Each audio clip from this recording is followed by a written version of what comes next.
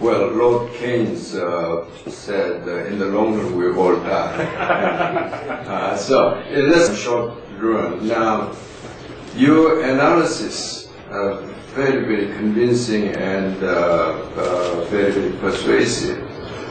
But given that, what is, in your view, what is the most likely scenario? Let's say you talk about the possibility of forced recession, but are we talking about forced recession if everything does not go right, then in year 2006 or 2007, or within Bernanke now just replaced Greenspan, and Bernanke, given his professional the writings and his the views known to the public, has been that he will have more clear inflation targeting than Alan Greenspan's more the ambiguous stance on not very, clear targeting. Now since the Bernanke is there, and all this deregulation and environmental deregulation as well as trade regulation has given this Bush administration policymakers, what would be the most likely scenario in your view? And if all these things does not work out right, then are we going to have a recession in year 2007? Even today we're talking about the last year U.S. growth rate is almost 5%, and this year maybe even 4%. If we have a recession, there will be dramatic increase in interest rate, just like what Paul Volcker did in 1973. Do you think that is a likely scenario? What is your scenario? My scenario is that fourth quarter growth, growth from the fourth quarter of this year to the fourth quarter next year, it's probably minus 2%. That's recession. It's based on higher interest rates, and it's based on a second factor. That is the U.S. consumer dramatically reducing consumption of non-energy goods. I have a chart that I use quite frequently which shows the percent of consumers' budget allocated to energy goods.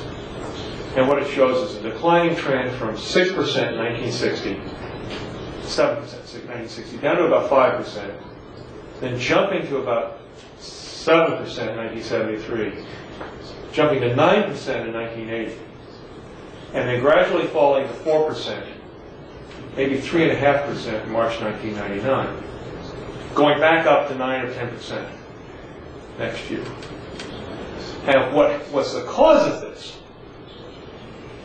is the rising natural gas prices and the rising gasoline prices.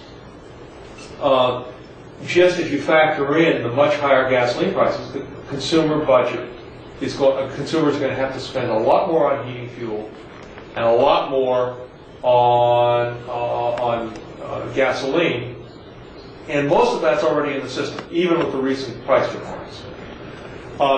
Now, the way I calculate the period out in front is I take the forecasted consumption and then I just adjust the energy share.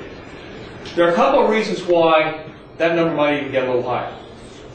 The percentage is computed as the amount that consumers spend.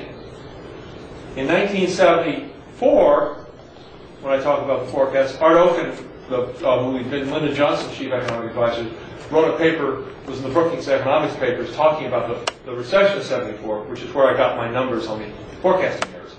He points out that consumers were able to dip into their savings. So when energy prices went up, they were consuming 7% of their disposable income. You know, many in our audience know, today, consumer savings as a percentage of disposable personal income, after what the taxpayer takes, is minus 1%. That is, consumers are spending more. And so the question is either they borrow more, or there is a real drop in consumption of non-energy goods, and I think that's coming. A colleague of mine at the Council of Economic Advisors pointed out in 1974, suddenly around December 15th, consumers crawled into a cave. That's a wonderful description. They just stopped buying goods. And the question, they got hit by that first heating bills. So when the first really big cold spell comes, and these much larger energy bills come, it's going to be trouble. In Chicago, I did a survey, and then a friend of mine as a reporter did a survey, big survey. A lot of consumers in Chicago hadn't turned their heaters on this year. Last year they had, because of 70 degrees, they were just trying, they were desperately holding off turning their heaters on until until the last possible moment. They'll turn their thermostats down, but they're going to be spending a lot more. That's going to take a bite out of the consumer. Part of that reason consumers spending more than their disposable personal income is they're borrowing against their house. Home equity loans are very popular in the United States. If housing values plateau, as they have, we don't need a housing bubble burst. That source of income for consumption will shrink, so you're going to get a shrinking in the absolute level. Convert farms that aren't very efficient, but are subsidized in the United States producing cotton, to producing cellulosic ethanol, and the owners get almost as much money because you don't have to fertilize. Poplar trees are essentially weeds, and they grow in these areas, and you harvest them. And that way, that allows the countries that are most efficient, primarily Brazil, to produce a lot of the world's cotton and so on. So you move the production to the areas, and you get a great deal of ethanol. Now, what are the potentials? I haven't seen a good study to know.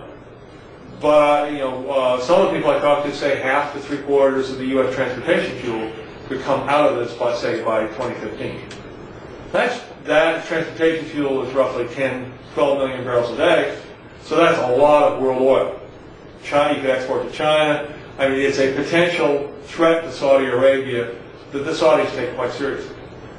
I wrote about it, and normally you never hear complaints or comments. Suddenly had all these Saudis people writing me saying, here's the reason, here's another reason, and he kept reading through the reasons, and they say, this is going to depress our income, don't push it so hard. But so it's not, ethanol is a solution. The better solution is conservation. I mean, it is, you sit and you look.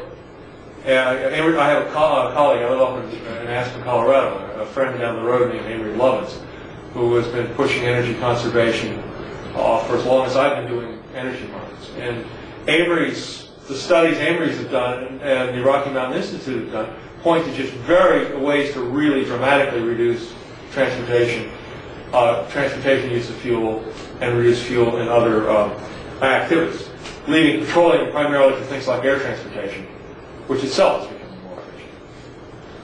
But so you take renewables and you take a serious push on renewables and a serious push on conservation, and 10 years from now, you can drastically change the whole shape of the energy structure. Now, I'll add, I came to Washington in 1973, and my job was to push a big gasoline tax. I want you to know how successful I've been. One of the ideas we're pushing, the New York Times supported me with an editorial, is to put a big gasoline tax on and use the revenue to buy back inefficient SUVs and essentially start a process to rapidly turn over the auto fleet. That won't happen, but it's